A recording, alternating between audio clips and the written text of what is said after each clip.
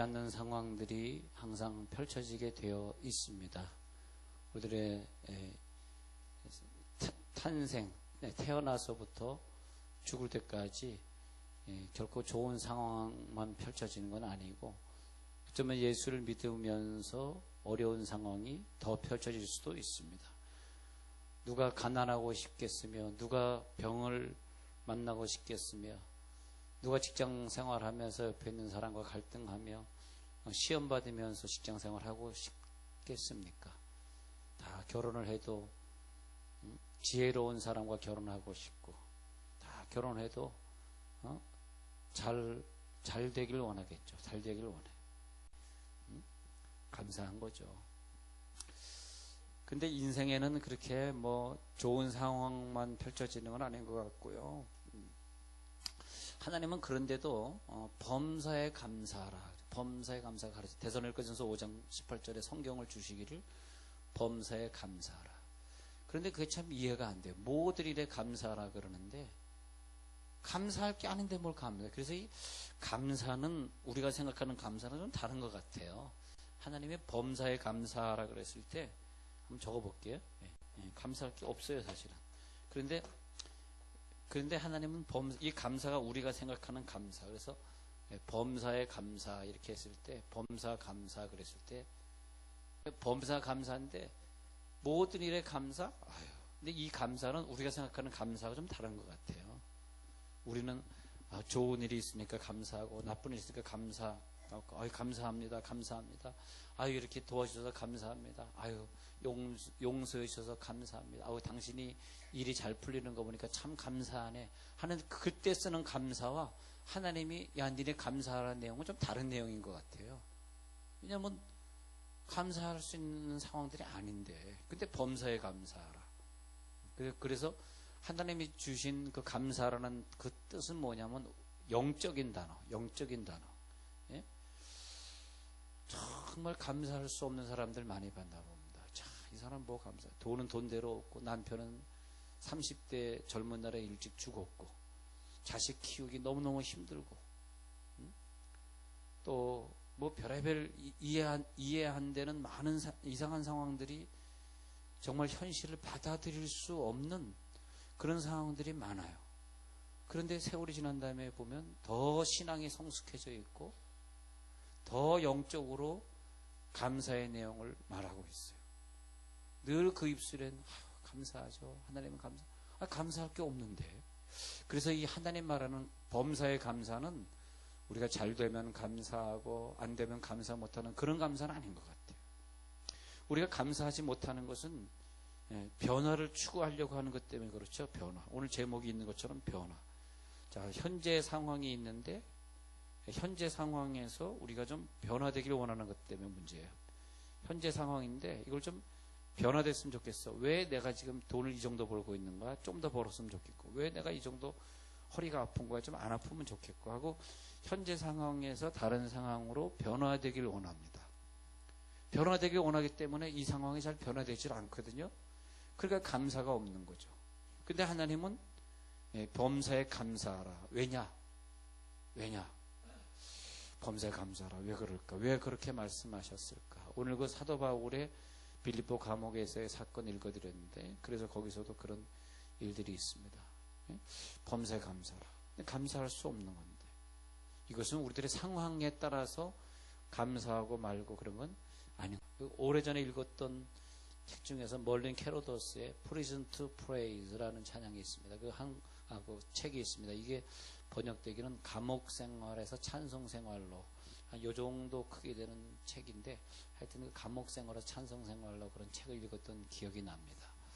근데 그 책에 보면은 감사와 찬송이 어떻게 삶을 변화시키는가를 보여주는데, 그 책의 내용 중에서 알코올 중독자인 아버지, 교회 안 다니는 아버지를 둔 어떤 청년이 이제는 감사해야지, 감사 생활 해야지 해가지고 자기 생애를 좀 바꿨답니다. 그래서 하나님, 우리 아버지 주신 것 감사합니다. 술을 마셔도 다른 사람처럼 심하게 주정하진 않으니 감사하고, 술 마시다가 쓰러져도 집 밖에서 쓰러지면 길가에서 횡사할 텐데 그것이 아니라 꼭 쓰러져도 집에 들어와 쓰러진 것이 감사하고, 그러면서 별로 감사할 내용이 없는데 아버지 돌아가시지 않고 그래도 잘 건강하셔서 감사하고 항상 그 아버지에 대해서 감사하는 내용을 이제 기도했다는 거예요. 그랬더니 그 다음부터 이상하게 아버지가 변화되더니 어느 때는 아버지가 텔레비전을 보다가 또 이상하게 어떤 사람 영화 보다가 변화되고 텔레비전 보다가 변화되는 사람도 아주 부러운 사람들이에요. 예배 보다가 변화된 게 아니라 텔레비전을 보다가 야, 저 마약 중독자 보니까 저 사람 변화돼서 예수 믿네. 그럼 알코올 중독도 변화되지 않겠어? 마약 중독도 변화되는데. 그러시더니 교회를 나가자 그러시대요. 그래가지고 교회를 열심히 다니셨다는 거야.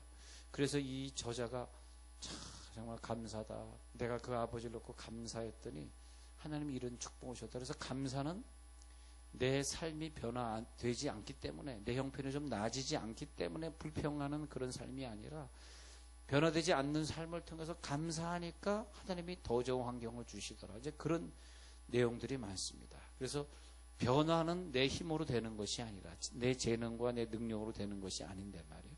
우리 인간은 어떤 환경도 만들어낼 가치가 없는데, 인간은 그냥 하나님 만들어진 환경을 받아들이고, 인간은 하나님 만들어진 환경 속에 살 수밖에 없는 참 무기력한 인간인데, 언제 하나님이 우리들의 환경을 변화시켜 주는가 했더니 이제 깨달았구나. 범사에 감사하는 내용이 바로 그런 내용이구나. 왜 감사할까요 했더니 상황이 바뀔 것이라든지 바뀌어져서가 아니라, 안 바뀌진다 할지라도 독생자를 주셨으니 이는 저를 믿는 자마다 멸망치 않고 영생을 얻게 하려 하심이라. 영생을 얻게 하려 하심이라. 제가 이렇게 보면서 그런 교인들 많이 보잖아요. 야, 어떻게 이렇게 박야가를 잘 키우는지. 어떤 분은 딸이 우울증 걸려서 집 바깥을 못 나오고 그런 생활로 평생 사니까 한 번도 교회 데리고 나온 적이 없어요. 딸이 교회를 안 나가니까. 집에서 그냥 성경 읽고 기도는 하지만은 교회를 나가질 않아요. 창피하니까 이 딸이. 그 딸을 40년을 키워, 40년을. 그러니까 나는 딸 얼굴도 보지도 못해서, 우리 교회 그분이 오래 다녔지만 난 그 딸의 얼굴 본 적도 없어요. 이분은 이제 60대가 되었고, 근데 본 적이 없는데 늘 그 입술 속에 이 교회는 40평생을 감사하고 사는, 지금도 감사할 내용이 없어. 지금도 딸은 우울증 때문에 이게 회중에 많이 모인 데가 막 화를 내고 그러기 때문에 교회를 못 나와. 그런데도 불구하고 그 40여 년 키운 그 딸 감사해. 목사님 감사했더니 얘가 요즘 성경을 2장씩 읽고 있어. 뭐 2장 읽는 게 뭐 이렇게 감사한 거야. 평소에 수십 장 읽는 사람도 있는데 요즘요 얘가요 그동안 배가 아팠는데 밥을 소화를 잘 시키고 있어요. 별로 감사할 내용도 아닌데 그분에게 너무 감격이고 감사라. 저는 그래서 그런 상황들은 사실은 제 주변에 없어요. 뭐 박야가인 자녀가 있는 것도 아니고 뭐 경제가 어려운 것도 아니고. 그런데 제가 그런 상황을 만난다면 그런 분들을 볼 때 나도 그럴 수 있을 것 같다. 그런 생각이 종종 들어요. 저는 입장을 바꿔 생각해 봐요. 입장을 바꿔 생각해. 정말 내가 먼저 죽으면 와이프는 재혼할 텐데.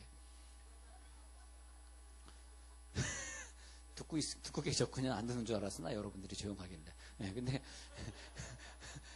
근데 내가 죽으면, 여보, 내가 먼저 죽으면 당신 재혼해라. 내가 그랬어요. 네, 그랬더니 내가 안 죽을 것 같아. 아프지도 않고 안 죽을 것 같아. 근데 그래도 내가 감사할 수 있을까?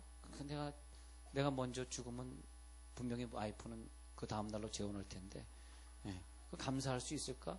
그런데 내가 정말 내 상황이 어려워서 아이들이 아프다든지 뭐 우울증이 있는 식구가 있어 내가 간호해야 된다든지, 내가 갑자기 경제가 어려워가지고 내가 자리에 누워서 일어날 수 없다든지 뭐 그런 상황들이 벌어진다면 내가 얼마나 감사할 수 있을까? 그걸 생각하고 사는 거예요.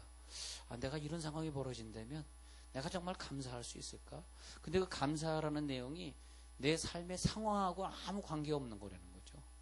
네. 진짜 감사할 수 있는 사람들은 그 혹독한 시련과 경제의 고통, 그리고 도저히 그 사람이 나에게 행한 것을 보면 그 사람을 죽여버리고 싶은 그런 상황이면일수록 그 사람은 더 감사하는 걸 보면서 참 존경스러워요. 내가 저 상황이라면 그렇게 할 수 있을까? 비교를 늘 해봐요. 네. 근데 그 사람은 그걸 감사하고 사는 거예요. 어떻게 그렇게 깊은 감사를 할 수 있을까? 그렇게 깊은 감사를 할 수 있을까? 그래서 이것이 범사의 감사는 영적인 거구나. 그 10명의 문둥병자가 있었는데 예수님이 야 너희들과 제사장에게 보이라. 문둥병자는 마을에 들어갈 수도 없고 성전에 가까이 갈 수가 없는데 제사장에게 가서 보이라. 이 말은 유대인 문화에서 보면은 제사장들이 성전에 있는데 성전에 가라는 얘기예요. 성전에 갈 수가 없는 사람들인데 성전에 가까이 가면 사람들이 어이구 부정해 문둥병자 와서 다 도망가. 문둥병자를 만지거나 보면은 자기네가 성전에 들어가서 속죄의 예물을 드릴 수 없고 제사를 드릴 수 없기 때문에 이 이스라엘 사람들은 성전에 들어가서 예배하고 제사 드리는 걸 최고의 특권으로 생각하는 사람들인데 문둥병자가 나타나면 난리 나는 거죠. 근데 너희들 마을로 가가지고 저 예루살렘 성전에 가고 제사장을 만나라 그러니까 이 10명의 문둥병자들이 뭐라고 생각했겠어요? 이 사람 뭔 소리 하고 있는 거야? 우리가 마을 바깥에 격리된 장소에서 살고 있는데 성전에 들어가라는 얘기나 마찬가지인데 제사장을 가서 만나라는 건데 뭔 소리야? 그렇게 생각했을 거예요. 그런데 이 10명이 참 그런 믿음이 있었던 것 같아. 간 거야, 제사장. 가다가 그냥 고쳐졌다는 거예요. 왜냐하면 문둥병의 모습으로는 마을에 들어갈 수 없으니까 가다가 그냥 고쳐진 상태에서 가서 제사장에게 갔던 제사장이 문둥병이었다 고쳐진 사람에게 한해서는 제사장이 특별히 어떤 격식을 차려가지고 증명을 해줘요. 증서를 줘. 이 사람 더 이상 문둥병 아니다. 제사장이 그걸 갖다 판단하게 되어 있는데 그 중에 한 명은 또 특이한 사람이에요. 그 사람이 누구냐 하면 그 걸어가면서 감사하는 마음을 가진 사람이에요. 아, 내가 이거 병이 고쳐지면 제사장에게 가서 내 병이 고쳐진 것을 확인하게 되면 내 병을 고쳐준 저 예수님에게 꼭 돌아가서 나는 감사한 절을 하고 그리고 집으로 가야지. 그 사마리아 사람, 그 한 사람이 그렇게 감사로 예수님에게 병 고친 다음에 왔다는 거예요. 근데 그 사람을 보면은 그 병이 있어서 병이 고쳐져서의 문제가 아니라 그 사람은 사마리아 사람이라고 하는 좀 격식이 낮고 천대받는 그런 사람이었기 때문에 그냥 삶이 감사죠. 그러니까 감사를 하는 자가 아니라 감사의 사람. 유명한 말로 바꿔보면 감사할 제목이 있어 감사를 하는 자가 아니라 그냥 삶이 감사인 사람. 이게 영적인 얘기를 하는 거죠. 감사인 사람. 바울과 실라는 뭐 감옥에 갇혀서 감사 안 하고 감옥에 안 갇혀서 감사하고 그런 내용이 아니라 지금 빌립보 감옥에 사도행전 16장에 갇혔다는 거예요. 그것이 뭐냐면 감사할 수 없는 상황이에요. 특히 왜 그런지 아십니까? 내가 예수를 믿었는데 내가 마게도냐 사람이 오라 그래서 일부러 빌립보까지 온 것이지 나는 원래 아시아로 복음 전하러 잘 가고 있었는데 하나님이 나를 가지 말라 그러고 도로 돌이켜가지고 이쪽으로 마게도냐를 인도하셔서 그래서 내가 빌립보란 도시에 오게 됐는데 여기서 갑자기 누명을 쓰고 감옥에 갇혔으니 감사가 나올 수 없다는 거죠. 그런데 무슨 상황이 변화돼서가 아니라 그냥 이 사람 자체가 감사의 사람이기 때문에 이게 다른 거예요. 어떤 상황은 상황이 변화되니까 감사합니다. 아이고 뭐 아들을 주시니 감사합니다. 근데 여러분들은 정말 감사해요. 나같이 좋은 목사를 만났으니 감사하셔야 돼요. 아멘하는 자들은 복 받아라 많이 받아라. 여러분 정말 좋은 목사를 만난 걸 감사하셔야 돼.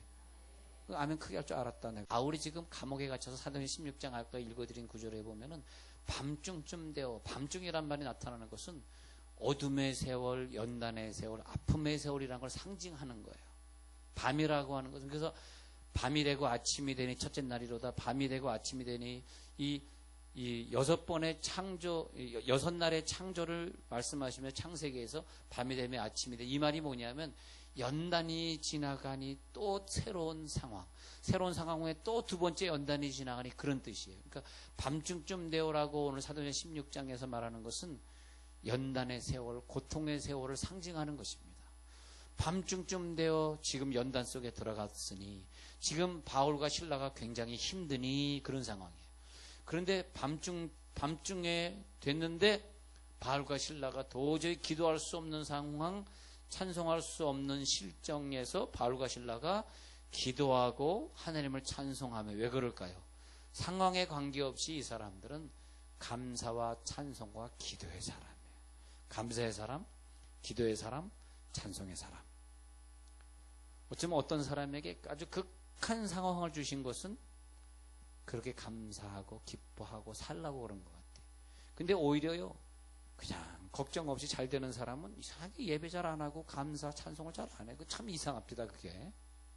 그냥 상황이 아무 일 없이 그냥 잘 돌아가는 사람은 기도 잘 안 해. 근데 우리 교회도 보면 8시부터 시작하면 밤 12시까지 여기서 막, 아니 뭐가 그렇게 어려운 상황인지 모르겠어요. 어려우니까, 힘드니까, 아이가 아프니까, 남편이 아프니까, 회사가 어려우니까 막 기도해. 그럼 12시쯤 되면 이제 또 집에 가. 그럼 이제 그 다음 또 철회팀들이 와가지고 또 철회. 나는 정말 늘 어디 가서 목회하더라도 우리 교인들이 그냥 뜨겁게 기도하는 사람들을 보내준 것인지, 아니면 내가 잘나서 그 사람들이 기도 훈련을 받고 그런 그건 잘 모르겠어요. 하여튼 근데 목회만 하면 기도의 사람들이 우리 교회로 와. 여러분 오늘 앉아있는데 아직 등록 안 하신 분들은 기도의 사람이 아니라서 그래요.